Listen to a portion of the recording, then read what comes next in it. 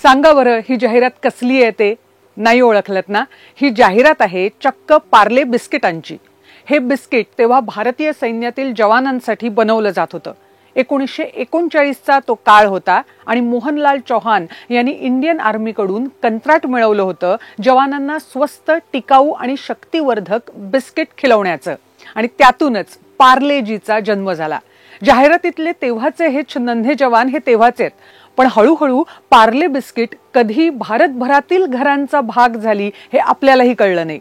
Parle girl आणि पिवळ्या रंगातील रॅपरवर लाल रंगाने कोरलेली पार्लेजी ही अक्षरं या ब्रँडची ओळख आहेत, आणि हा ब्रँड भारताची ओळख आहे। आज जाणून घेऊया पार्लेजीच्या जन्माविषयी।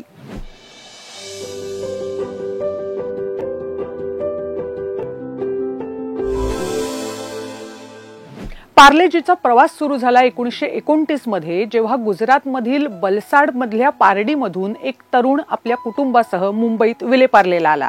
मुंबई स्वप्नपूर्तीचं शहर होतं आणि या तरुणाला पैसे कमवायचे होते। सुरुवातीला तो टेलरिंग म्हणजे चक्क कपडे शिवायला शिकला, पण त्याला हवे तसे पैसे नव्हते, आणि त्यातूनच नवीन उद्योगाच्या शोधात असताना मोहनलाल यांच्यातील गुजराती मानसिकतेला दिसलं भारतीयांचं स्नॅक्सवरील प्रेम, आणि त्यांनी सुरुवातीला फक्त स्नॅक्सचं ट्रेडिंग करायचं ठरवलं आणि टेलरिंग व्यवसायाच्या बरोबरच ते स्नॅक्स विकत होते। त्यांना 5 मुलं होती, माणिकलाल, पितांबर, नरोत्तम, कांतीलाल आणि जयंतीलाल। ही सगळी मुलं घरच्याच व्यवसायात होती आणि हीच कुटुंबाची ताकद होती।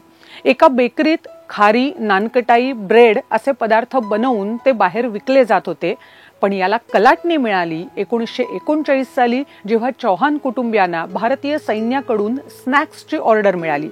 मोहनलाल यांच्या डोक्यात तेव्हाच्या प्रचलित मारी बिस्किटांपेक्षा एक वेगळंच बिस्किट तयार करण्याची कल्पना होती, आणि जवानांसाठी शक्तिवर्धक म्हणून त्यात ग्लुकोज असेल असं त्यांचं म्हणणं होतं, आणि त्यातून पार्लेजीचा 1939 पासून जन्म झाला। पिवळं आणि लाल रॅपरही तेव्हाचंच। पश्चिम उपनगरीय रेल्वेनं प्रवास करताना विलेपार्ले मागे सोडलं की पार्ले बिस्किटांचा खमंग वास दरवळतो, कारण तिथेच कंपनीची बेकरी होती। तेच नाव चौहान यांनी कंपनीला दिलं होतं। 1947 मध्ये भारत स्वतंत्र झाल्यानंतर तोपर्यंत देशात रुळलेल्या ब्रिटिश बिस्किटांचा भारतीय पर्याय म्हणून चौहान यांनी आपल्या बिस्किटांचं मार्केटिंग सुरू केलं, म्हणून जाहिरातीवर तो नन्हा जवान आला।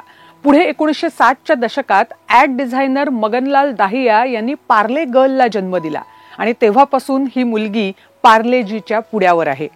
हळूहळू पार्लेच्या ताफ्यात 2020, Magix, milk Shakti, mango bite, melody, Kismi toffee bar, Monaco, hide and seek, Krack Jack यासारखी लोकप्रिय उत्पादनं जोडली गेली।